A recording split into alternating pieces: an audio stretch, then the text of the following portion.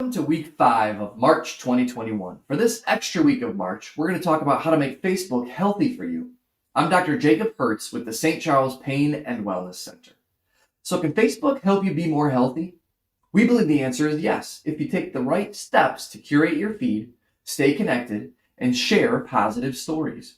Your experience on Facebook is entirely up to you. Who you follow can have a dramatic impact on your mental and physical well-being. Here are 5 steps to make Facebook healthy for you. Number 1, start by liking more of what inspires you. When you like or comment on a post, Facebook shows you more of those types of posts. Number 2, unfollow any page that stresses you out or makes you feel bad. Number 3, it's to look up. It's as simple as it sounds.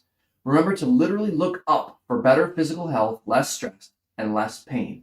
Try to look 20 feet away from your screen for 20 seconds every 20 minutes. Number 4, when you're on Facebook, stay connected to your tribes by commenting and engaging on your favorite posts. And number 5, share the love. If you see something inspiring, helpful, or interesting, hit the share button to help your friends discover something new. Even a single share could have a significant impact on its reach on Facebook. Sharing healthy things with your friends will help more people be inspired to live a healthier life.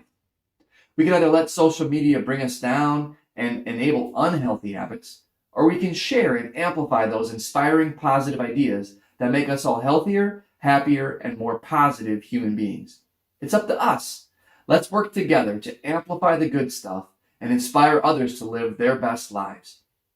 Start today by visiting and favoriting our Practices Facebook page. You'll be glad you did.